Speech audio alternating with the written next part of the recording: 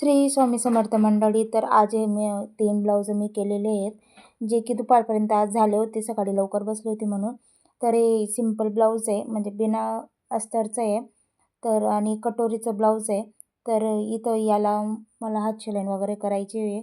त्याच्यानंतर हे ब्लाऊज जे ते एकाच कस्टमरचे. हे एक अस्तरचं ब्लाऊज आहे, जे की कटोरीचंच आहे. सिंपल गोलगडा आणि लॉंग स्लीव्स आहेत. तर याची फिनिशिंग बघू शकता तुम्ही, खूप छान आली होती.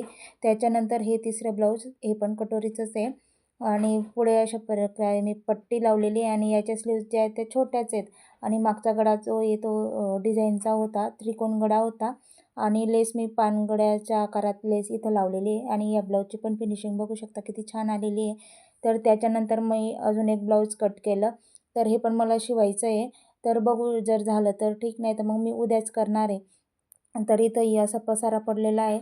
तर त्याच्यानंतर मग मी हे 3 ब्लाऊज पण एकाच कस्टमरचे होते, जे की मी दुसऱ्या दिवशी हा व्हिडिओ कंटिन्यू करते.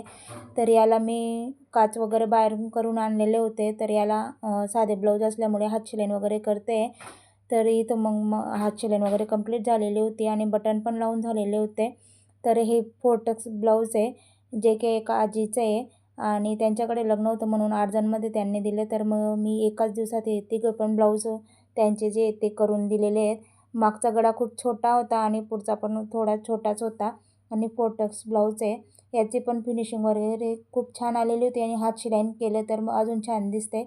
तर याला पण हात शिलाई वगैरे करून झाली. तर याच्यानंतर हे दुसरं ब्लाऊज, जे की रेड कलरमध्ये आहे, ते अस्तरचं ब्लाऊज होतं. तर याचे पण काच मी करून आणलेले आहेत आणि बटन वगैरे लावले गेलेले आहेत. तर हे तिघं ब्लाऊज माझे कंप्लीट झालेले आहेत. हे पैठणीवरचं ब्लाऊज होतं त्यांचं आजीचंच.